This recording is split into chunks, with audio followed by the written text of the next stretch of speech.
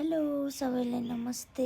आज मैले मेरो छोरीको पुरानो भिडियो लिएर उपस्थित भइसकेको छु। मेरो छोरीको चाहिँ 2083 सालको स्कुल प्रोग्रामको भिडियो थियो अनि आज चाहिँ मैले एडिट गरेर राखिदिएको कि किनभने बच्चापनको हाम्रो पालामा त मोबाइल थिएन अनि यस्तो भिडियो खिचिदिने मान्छे थिएन, यस्तो जमाना थिएन, हाम्रो त केही छैन नि त बालापन भनेको नि।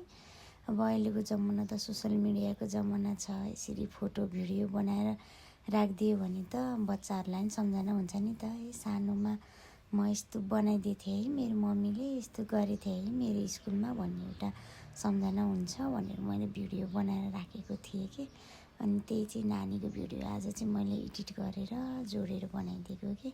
जस्तै भयो नि बालापन कति रमाइलो के हेर्ने न, अगाडि यत्रो कार्यक्रम भइरह बच्चाहरू आफ्नै सुरमा गफमै आनन्द छ कि होइन।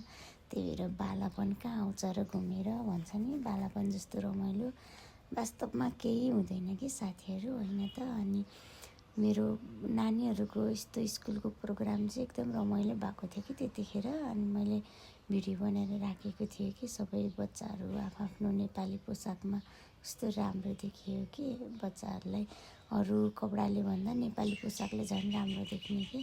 अनि मेरो नानी चाहिँ कार्यक्रम सकेपछि घर फर्किने बेलामा पोज गर्दै भिडियो बनाउँदै घर फर्केको थियो कि। अनि लास्टमा कार्यक्रम सकेपछि चाहिँ स्टेज अगाडि बसेर फोटो खिच्यौँ। सबैले मेरो नानीको भिडियोलाई हेरेर माया गरिदिनु होला। By by.